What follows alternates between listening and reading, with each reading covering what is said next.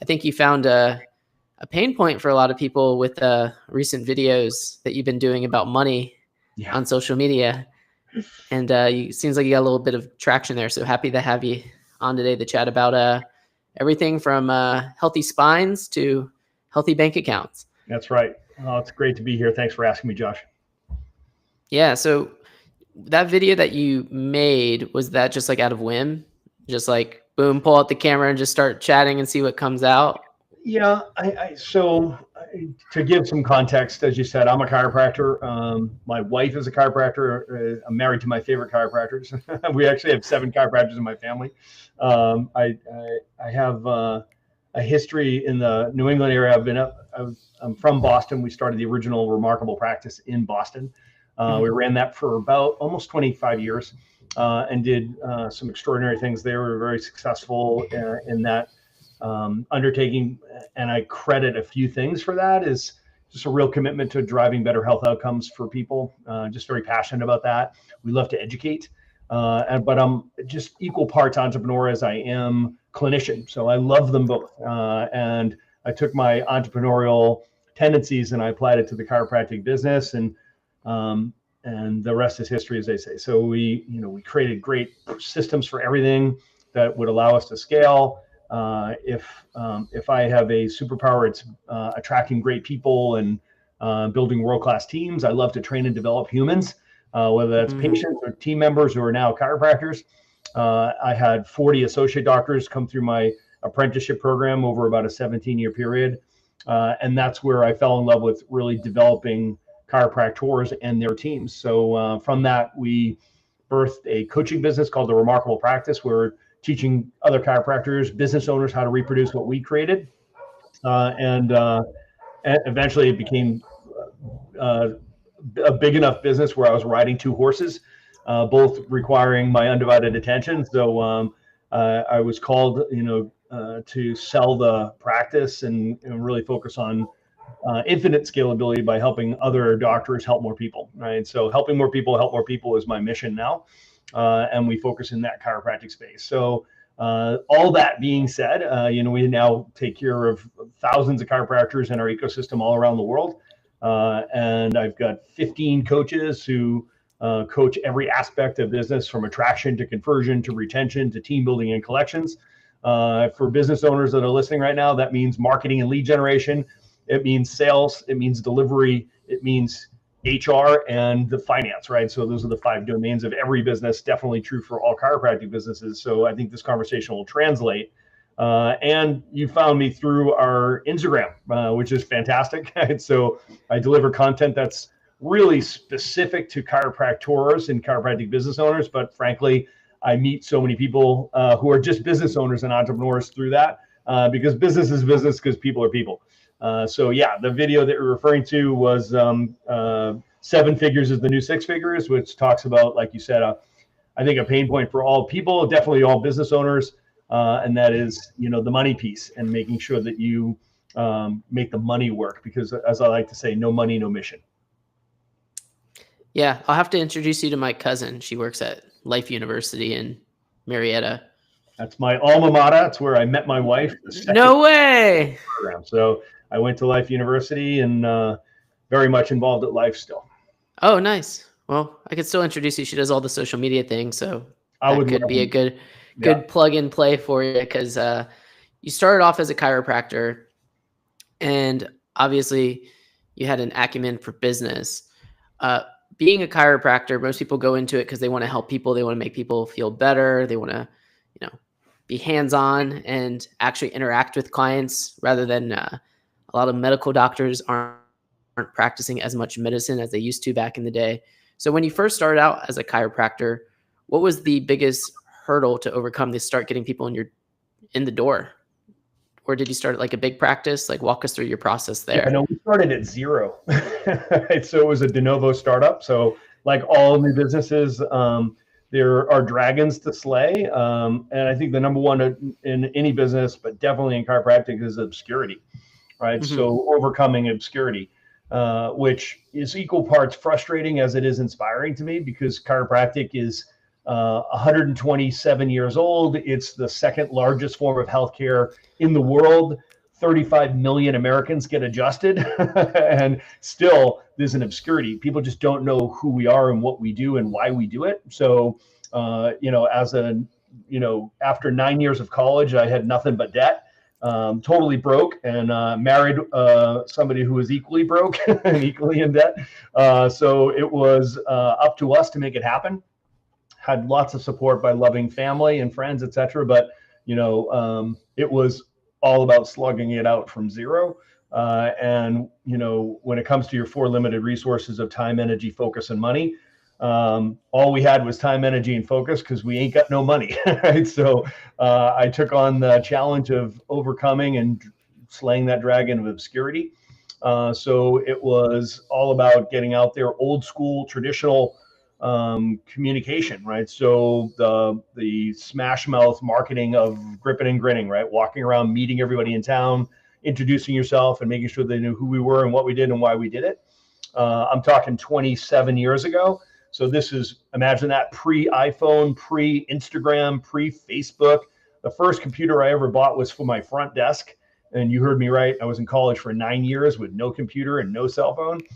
So you learn how to communicate.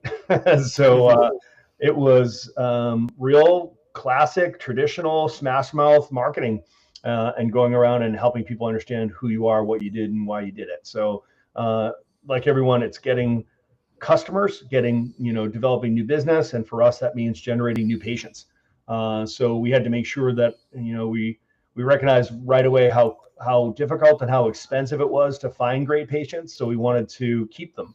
So we wanted to create raving fans and, so driving better health outcomes and getting real results and making sure that people felt loved in the process was our secret, right? So, and just a real commitment to that. And like I said, after that, it was building systems and hiring teams and becoming a world-class trainer to create scalability. Yeah, being that you started when you could literally knock on doors and people would answer for your marketing or going to businesses or putting up flyers. Now it's typically people want to feel like they have a choice when it comes to who they choose through social media or targeted ads. What have you seen in terms of which of those philosophies are actually easier? And what are the different challenges that you have nowadays with social media and everyone has a phone, everyone has an Instagram, everyone has something to say? It's never been easier to be successful, and it's never been harder to garnish attention and keep people's attention, right? So marketing is messaging. Everything else is just a platform, right? So whether you were meeting people by knocking on their doors and informal networking or in a formal networking environment, or you're on Instagram, or you are interruptive marketing on Meta, or you're doing paid traffic through Google, or you have a podcast like this, or you're speaking from a stage, regardless, it's marketing is messaging. So making sure that you are super clear on who you are, what you do, and why you do it, right? So people buy outcomes. So making sure that you're super clear on what outcomes do you drive. In other words, what problems do you help people solve and what goals do you help people reach? Being able to articulate that in a compelling way where people say, hey, that's me you're talking about. Hey, yeah, that's the thing I'm trying to get rid of or trying to gain. And saying it in such a way that you recognize you have to be ubiquitous and you have to be consistent, because you just know the third circle of that Venn diagram is the time is now, right? So people are overwhelmed, they're overscheduled, they're overstimulated.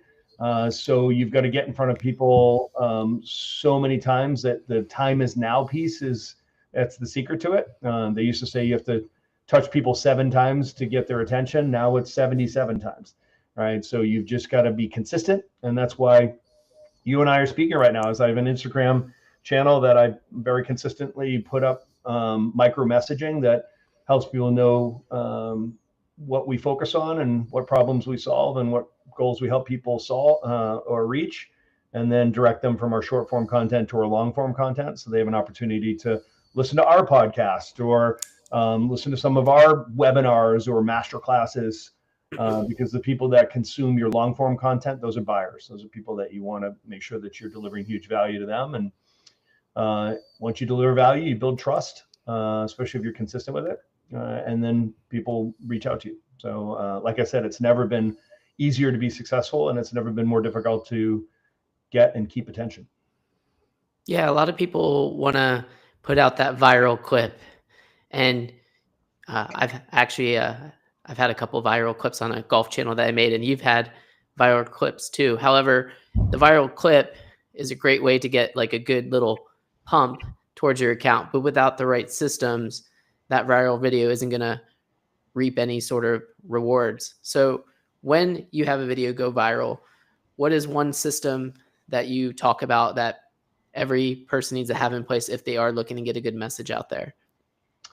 Well, I think you need to be clear around, what is your objective? Like, what are you trying to accomplish?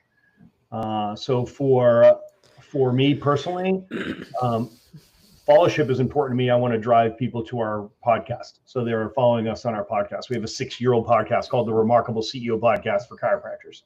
So my partner, Dr. Pete Camiolo, and I have been churning out great content for 6 years every Tuesday. So I know that our ideal client profile, or ICP, our ideal client, listens to that podcast. And if they listen to the podcast and they like the podcast, they're going to love coaching with us. So ultimately, I want coaching clients inside of the Remarkable Practice, because our mission is to help more people, right? So I know what my objective is. So if I can get your attention with a relevant piece of micro content, like a reel or a short, and you say, hey, I like this guy's stuff, and you consume 2 or 3 or 4 more of those, and next thing you know, that's a breadcrumb trail that leads you to our podcast, and you start listening to our podcast, and 3, 4, 5 messages in a row across 3, 4, 5 weeks or months, or maybe even years, they finally say, you know what, I'm ready. I need these guys to help me, and they reach out to us, and from there, it's our job is to compel them to join, and then drive the outcomes they're looking for to keep them. So, you've got to be super clear on what that pathway looks like. Then, everything after that is tactics, right? So if somebody interacts with you on your short form content, like I did with you, just reach back to them and make sure that they understand that you're watching and you're participating and you're responding. And with short form content, it does 3 things for you. Number one, it tells you what you should create more short form content and test it to see if that's really what your ideal client profile is responding to. It should inform what you should be creating for long form content and direct them towards that. And you can take your short form content and turn it into ads. And those ads should drive them towards the long form content, because as I said, long form content consumers are buyers. So you want to get people to follow you on your long form channel like this for you. Like anybody that's listening to this message right now is probably somebody who is your ideal client profile. Yeah, you just never know when they're going to show up in your inbox or show up on your calendar one day. You're just like, oh, I have a meeting, and it's like, oh, how'd you find me? Oh, I saw you on Dr. Stevens' podcast. That's right. Or vice versa. And it just takes a lot of time. And nowadays, everyone wants everything yesterday. Yeah. But when it comes to building and scaling something, I mean, you started off when the brick cell phone was like the newest technology. Mm-hmm. Now we have Starlink and iPhones, and we can do almost anything. And essentially anyone has access to these sort of resources that versus when you started, only people who had a lot of money had access to these resources. That's right. The world is flat, as they say. Like my comment, it's never been easier to be successful. You're talking to a guy who, I've started 15 businesses. I own 6 businesses now. I've done $100 million in revenue. So I've been there, done that. And I've been a hardcore entrepreneur for 30 plus years. And all of those businesses started from zero, which is almost unthinkable. Nowadays I'm more into acquisition than I am de novo startups. But anybody that's listening to this right now, what I want you to hear from me is it takes longer than you think, and it takes more time, energy, focus, and money than you think, and it's wicked hard, but it's worth it. And to recognize you can just go head down, bum up, and get to work and be consistent. I think consistency is the new intensity, and you have got to be patient, right? So be patient with yourself, be patient with your people, and be impatient with your process, and always be working on improving your process, because that's where you'll find greater efficiency and effectiveness. That's the only way to speed this thing up. And as a process, so like, let's just say I come to your office and I lay down on your table. A chiropractor has like a certain process to adjust someone. How have you taken that process as a chiropractor and transformed that into having multiple successful businesses and 100 million in revenue? So that's a great question. My moniker in the chiropractic space is I'm the systems guy. I systematize everything, right? So when it comes to process, procedure, and systems, you're talking to the right guy. So I'm going to take you back one generation of businesses. Is like when I was in grad school and I was in chiropractic school, I started a window washing company, right? Mm-hmm. So I was a bartender in undergrad because I needed to be able to make money at night. And by the time I got to chiropractic school and I was studying health and wellness and what it takes to be a healthy human being, there was a contradiction as being a bartender on the weekends, slinging drinks till 4 a.m. That was not healthy for me or for anybody I was serving. So I made a shift and said, I still need to make money to pay for tuition and pay my rent. So long story short, I started a window washing company. And I was hiring all the other chiropractic students and have a roster of people and created systems for marketing and systems for sales and systems for delivering great product and great service and building great teams of guys. And by the time I graduated, we had quite a business. So that was my entree into the business world. My brother ended up moving down from Boston when he graduated Boston College. I moved a couple of my cousins down. And long story short, that business now does $1 million a month. He's an incredibly successful person who's just turned it into 3 businesses. And all I started was the foundation for what he's turned into be an absolute empire. So that was my first business. So I took everything that I learned washing windows and brought that into the chiropractic space because, at the end of the day, business is business and people are people.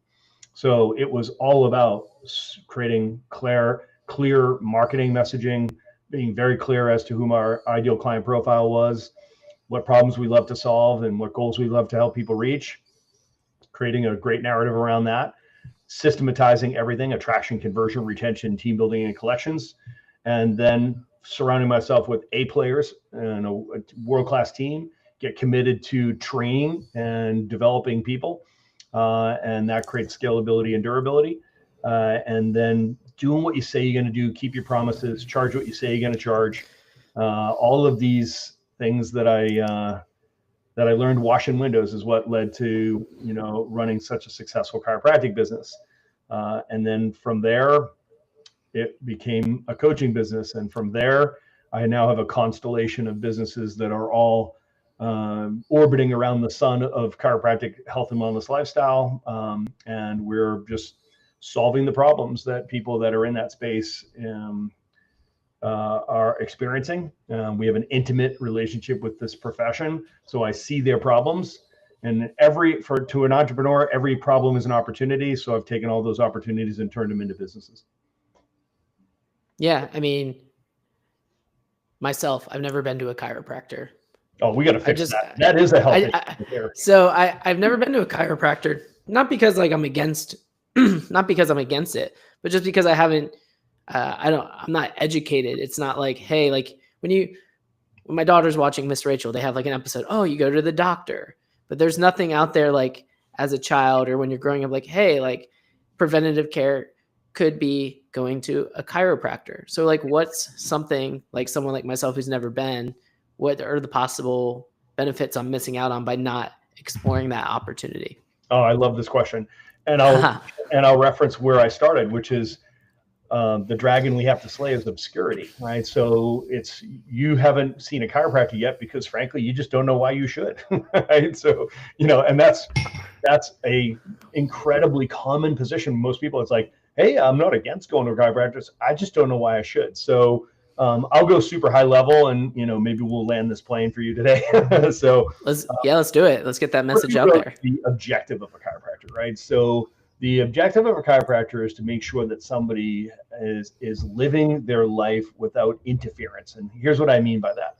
We have a different perspective. We look at the human body like the body is designed to be intelligent and the body is designed to be healthy, right? So there's an intelligence that runs your body, that regulates all systems of your body, and there's an intelligence that heals your body, right? So the way you digest your food, the way you heal wounds, right? So that's all in intelligence. It's called innate intelligence, right? So that innate intelligence is the intelligence that took you and I from two cells, a sperm and an egg bumped into each other, and 290 days later, you were you, right? That's the same intelligence that runs your body and heals your body.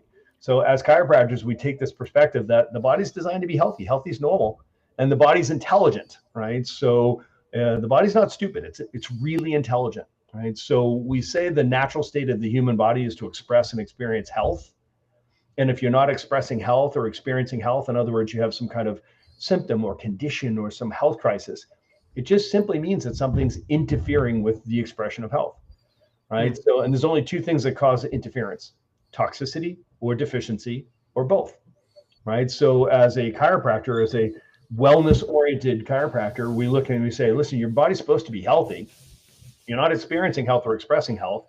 That means there's something interfering with the natural expression of health in your body. So we just have to look for where is that interference coming from. Is it toxicity, something you're doing that's not supposed to be there, or deficiency, something that's essential, like an essential nutrient that's missing, and we have to reconcile those things, right? So we look across your lifestyle, like how do you choose to eat, how do you choose to move, and how do you choose to think?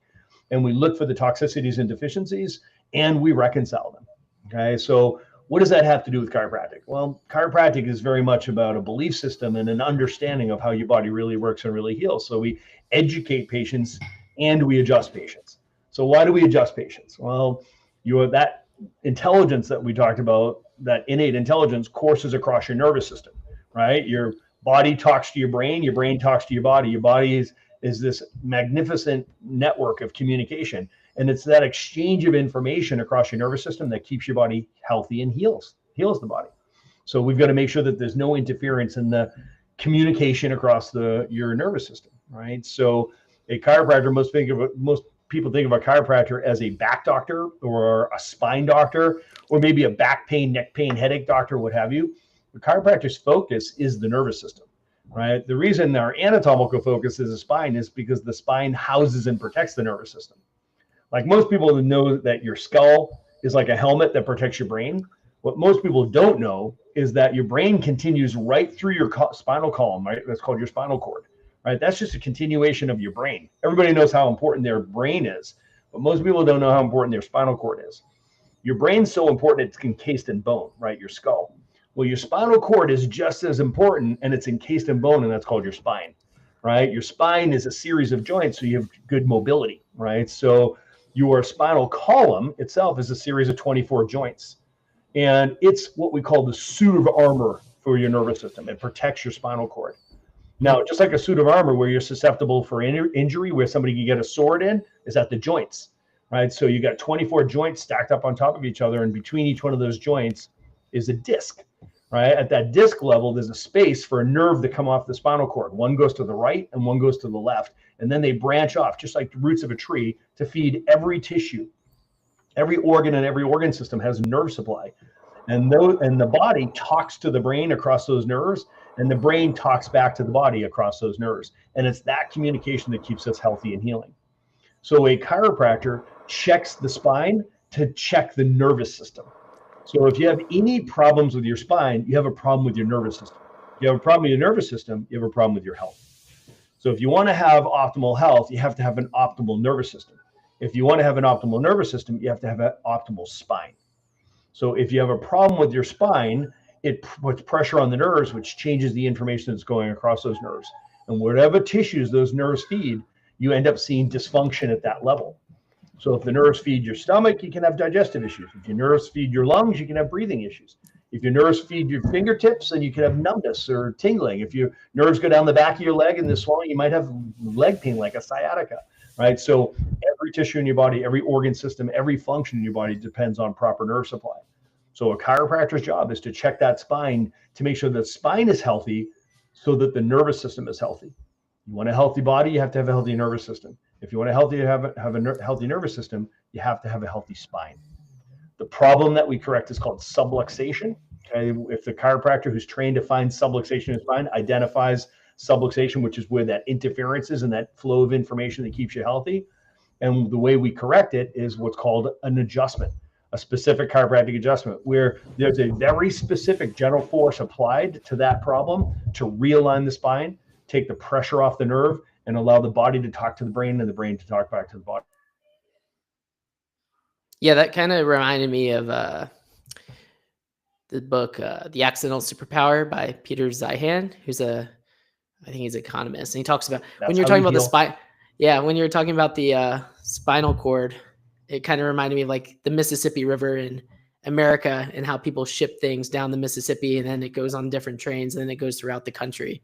So when you were saying like the spinal cord is like, that reminded me of like the Mississippi, and then it distributes everything to where it needs to go in terms of like a supply chain. But in this scenario, the supply chain is the human body.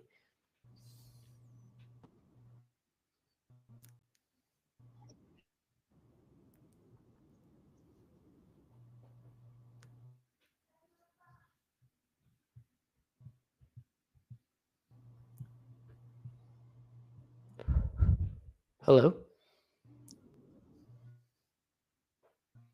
Uh-oh.